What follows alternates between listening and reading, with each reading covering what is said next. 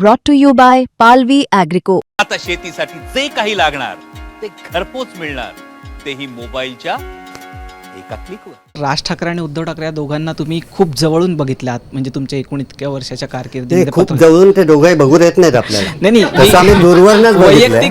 वैयक्तिक नाही म्हणते मी, नाही नाही, राजकीय वैयक्तिक नाही, ते कोणालाही त्यांची ती खासियत आहे की ते खूप जवळ येऊ देत नाहीत आपल्याला.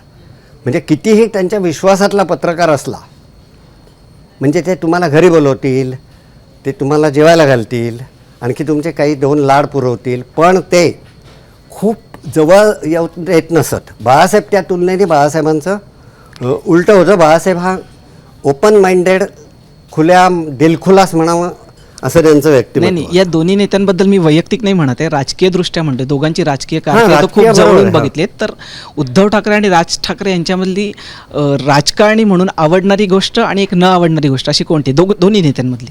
अवघड आहे असं सांगता येणं काही एक पर्टिक्युलर एक आवडणारी. म्हणजे राज ठाकरे यांच्याबद्दल न आवडणारी गोष्ट म्हणजे त्यांनी ज्या माणसाने आपल्या पहिल्या विधानसभा निवडणुकीत 2006ला स्थापन झाल्यानंतर 9ला पहिली विधानसभा निवडणूक झाली. त्या विधानसभा निवडणुकीत तुम्हाला मी सांगतो, एक गंमत म्हणून सांगतो, ज्यांना मुंबईची माहिती आहे त्यांनाच कळलं आहे की तुम्ही शिवसेना भवनवरनं टॅक्सी करून निघालात आणि टिळक प्लाझावरून, टिळक ब्रिजवरून लालबाग परळ मार्गे, भायखळा मार्गे पुढे वरळीला जाऊन गिरगावातनं पुन्हा प्रभादेवीवरनं शिवाजी पार्कला शिवसेना भवनापाशी आलात तर तुमचं एक वर्तुळ पूर्ण होतं. हा शिवसेनेचा प्रचंड मोठा गड कोणा एकेकाळी होता. म्हणजे ज्याला मुंबईची माहिती नाही त्याला सुद्धा कळेल की हा शिवाजी पार्क टू लालबाग परळ इकडे प्रभादेवी वरळी असा एक सर्कलमध्ये तो गड होता. त्या गडामध्ये राज ठाकरे यांनी आपल्या पहिल्या निवडणुकीत शिवसेना भाजप युती असताना शिवसेनेच्या बालेकिल्ल्यात शिवसेनेपेक्षा म्हणजे उद्धव सेनेपेक्षा आजच्या भाषेत आपले जास्त आमदार निवडून आणले होते.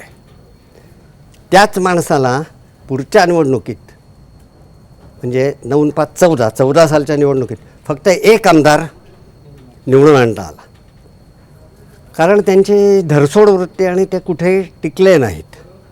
म्हणजे त्यांनी किती प्रकारे भूमिका बदलल्या आपल्याला माहीतच आहे. ते 7 सालच्या गुजरात विधानसभेच्या निवडणुकीपासून मोदींना पाठिंबा देत होते. त्या 7ला विधानसभेची निवडणूक होती गुजरातमधली आणि मोदीच ती लीड करत होते. जिंकली मोदींनी वगैरे, ठीक आहे. तेव्हा राज ठाकरेंनी त्यांना पाठिंबा दिलेला होता. म्हणजे काय संबंध नाही, महाराष्ट्र नवनिर्माण सेना कुठे इथे मुंबईत नाही धड. त्यांनी गुजरातमध्ये त्यांना पाठिंबा दिला होता. तेव्हापासून ते मोदी समर्थक होते. मग त्यांनी ते लाव रे तो व्हिडिओ केला. मग त्यांनी कन्सिस्टन्सी राहिली नाही. तुम्ही चुकीची भूमिका घ्या, हां, किंवा लोकांना मान्य नसलेली भूमिका घ्या किंवा वादग्रस्त भूमिका घ्या, तुम्ही कन्सिस्टंट राहिले नाही. म्हणजे क्रेडिबिलिटी, म्हणजे मी अरे विश्वास ठेवला आहे अभिजितवर की तो असा माणूस आहे आणि त्याच्या दुसऱ्याच दिवशी तो उलटच वागायला लागला तर म्हणजे तू नाही वागणार पण कसं म्हणजे राहणार. त्या तुलनेत उद्धवने बाळासाहेब गेल्यानंतरच खरं आपण असं म्हणू की त्याच्या हाती पूर्णार्थाने सूत्र आली. तो पडद्याआडून 2002-03 पासून चालवत होता उद्धव, पण हे सगळं बरोबर आहे. पण त्याच्यानंतर त्यांनी एक महत्त्वाची गोष्ट केली की ज्याचा फायदा भाजपने खूप उठवला. ती आता विस्मरणात गेली लोकांच्या. काही त्यांनी काहीतरी 19ला मुख्यमंत्री झाले ना, ते मुख्यमंत्री काहीतरी नोव्हेंबर महिन्यात झाले, ते नोव्हेंबर एंडला, आणि डिसेंबरला नागपूरच्या विधिमंडळ अधिवेशनात लगेच झालं. त्याच्या आयुष्यातलं पहिलं. त्यांनी कधी विधानसभा आतून पाहिली होती का नव्हती माहिती नाही. तोपर्यंत तो घरच्याच मैदानावर खेळायचा. बॅटही त्याची, बॉलही त्याची, अंपायरही तोच. हां, आता त्याला इकडे समोर 288 लोकांच्या समोर उभं राहून रोज खेळावं लागणार होतं. तेव्हा त्यांनी कबुली दिली की आम्ही हिंदुत्वाचं राजकारण केलं, ही आमची चूक झाली आणि त्याचे आम्ही खूप फटके खाल्ले, अशी त्यांनी जाहीर कबुली दिली. हा म्हणजे प्रामाणिकपणाचा. आणि ही खऱ्या अर्थाने मी तर म्हणतो की छगन भुजबळांनी बंड केलं शिवसेनेत, मग कोणी गणेश नाईकांनी केलं, मग कोणी नारायण राणेंनी केलं, मग राज ठाकरेंनी केलं. हे खरं बंड होतं. बाळासाहेबांनी जी हिंदुत्वाची भूमिका घेऊन हिंदुत्व हा आमचा प्राण आहे आणि वगैरे सगळे भाषणं केली, ते आम्ही केलं ही आमची चूक होती असं त्यांनी जाहीरपणे तेही विधानसभेत सांगणं, ही थेट बाळासाहेबांशीच पंगा घेतला होता त्यांनी. तेव्हा त्याच्या लक्षात आलं होतं ना की हा जो पंगा आपण घेतो आहे हा आपण हिंदुत्वाशी पंगा घेतो आहे, म्हणजे पर्यायाने हा पंगा आपण कोणाशी घेतो आहे, भाजपशी घेतो आहे. त्यामुळे मग त्याचे त्या आजारपणं म्हणजे काय, त्याच्याशी काही म्हणजे राजकारणाचा संबंध नाही, पण त्याचाही गैरफायदा किती उठवण्याचा प्रयत्न केला भाजपने आपल्याला सर्वांना माहिती आहे. असं पूर्वीच्या काळी बाळासाहेबांना काहीच झालं नाही. म्हणजे बाळासाहेब आजारी पडले तेव्हाचे संबंध कसे होते तुम्हाला तर माहिती आहे. सुप्रिया उभी राहते, सुप्रिया सुळे म्हणजे सुप्रिया पवार, तेव्हा शिवसेनेने ताबडतोब बाळासाहेबांनी सांगितलं की अरे ती माझीच मुलगी आहे, तिच्याविरुद्ध आम्ही उमेदवार देणार नाही, किंवा त्यांचं अशा प्रकारचे संबंध असलेलं राजकारण तेव्हा होतं. तेव्हा आता जे सुडाचं राजकारण सुरू झालेलं आहे ऑलमोस्ट, म्हणजे